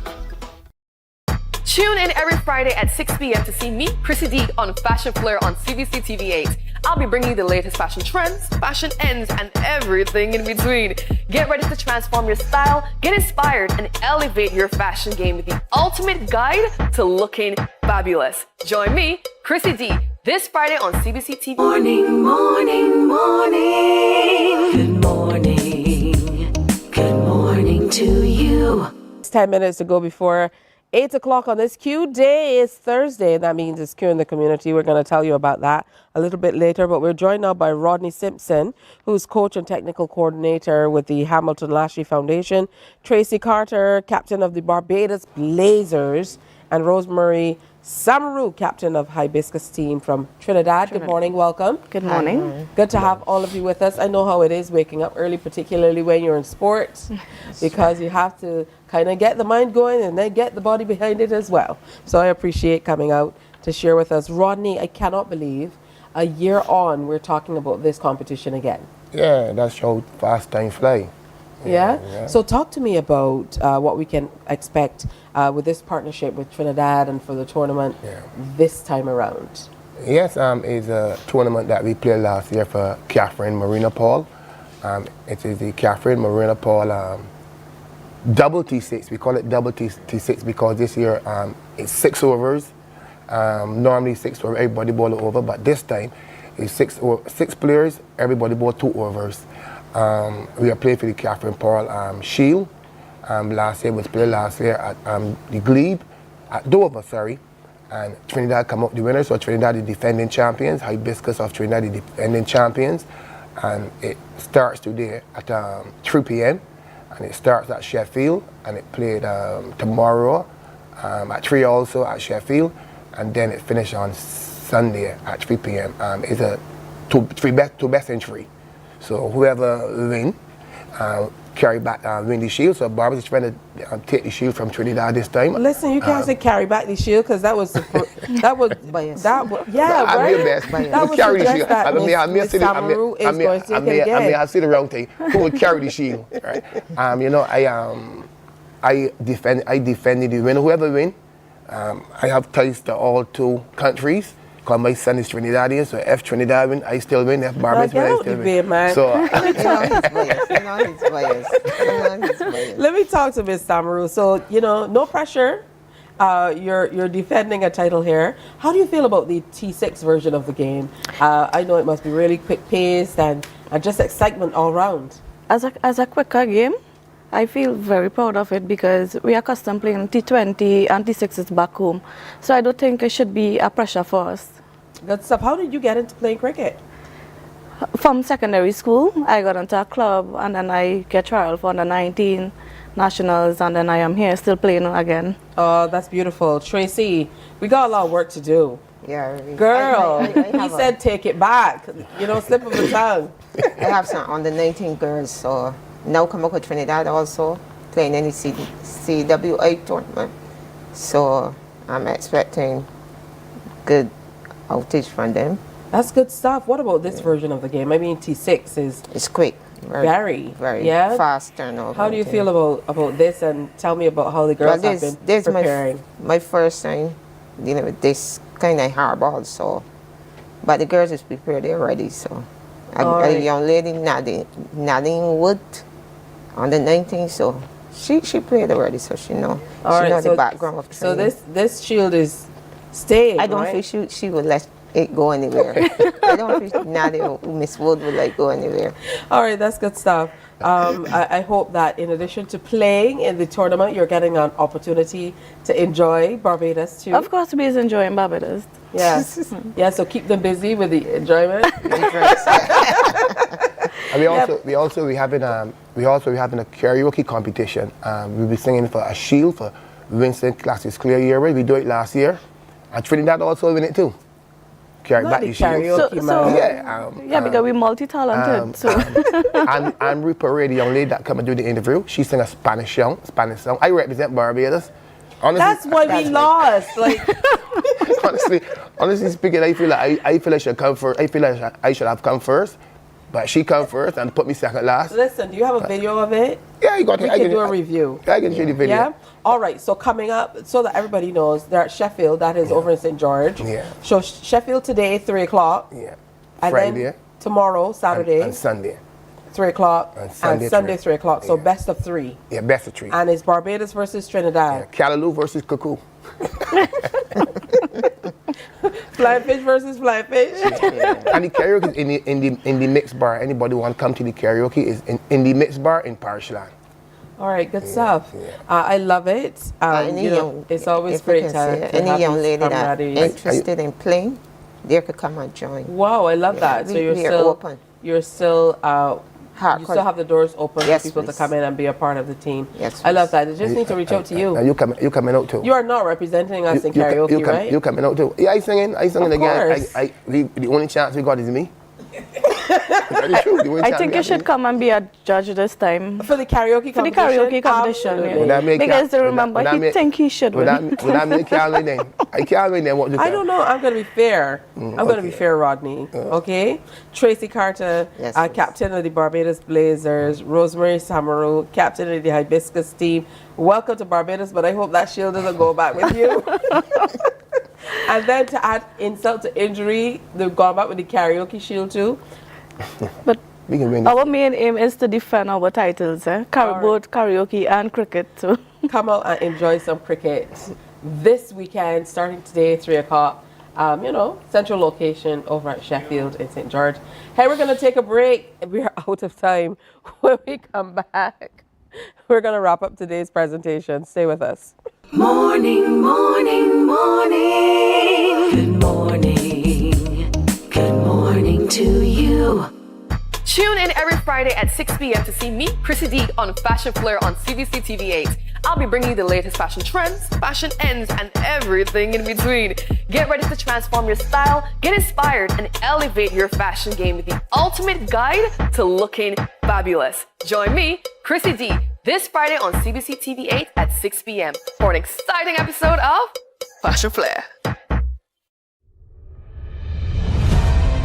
The ultimate cricket showdown is coming to ESPN, and MCTV has got you covered.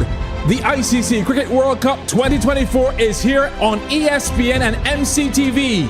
Tune into MCTV channels 302 and 308, and don't miss a single six, wicket, or heart-pounding moment as top teams vie for the 2024 T20 World Cup. From June 1st to 29th, it's cricket you can't afford to miss. Tune into ESPN on MCTV, and for live radio coverage, tune into 94.7. Catch every moment of the ICC Cricket World Cup T20 action. We enjoy a game with Domino's and singing karaoke. I just love crew. When you love me just a little bit longer. You get to relax and have a drink and listen to some nice music. It's something different. It's spectacular. It's fabulous. You know, it's a different feeling altogether. I never feel so good in a party yet. Follow me to Q in the Community this Thursday. So good in a party yet. You know why?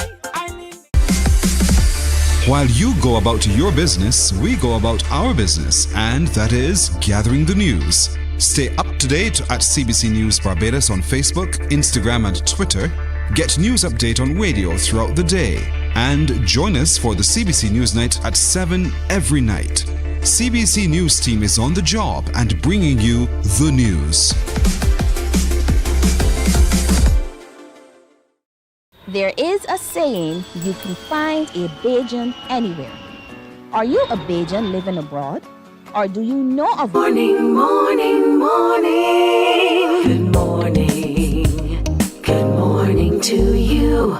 All right, so that's it for today's presentation. Remember, it's Q Day. Q in the Community. We are going to be at Rascals at Brandon's Beach, so make sure you come on down. Bring your sandals, but if you want to get your toes in the sand, that's fine as well. It's going to be live on Q 100.7 FM from 2 o'clock this afternoon to 5. And, of course, the karaoke competition, dancing, just about everything. Make sure you come out to Rascals to be a part of Q in the Community today, Thursday, July the 18th. Coming up tomorrow, Mission Catwalk. A runner-up is going to be here to share with us. We're going to have a performance from A Man Like P, and we're telling you all about the NTI Press Forward campaign. Ironically, I'm going to be a part of a graduation coming up with them later today at the Barbados Hilton. So good morning to all of the graduates. Today, also a sad day for the Griffith family in St. Lucie, heading off to lay to rest a member of the family. So I'll be there. So all over the place today, but we'll see you tomorrow. It's going to be a fantastic Friday, so come back then, okay? Bye-bye. Wake up, wake up, wake up, wake up. Barbados, get up. Good morning, Barbados, good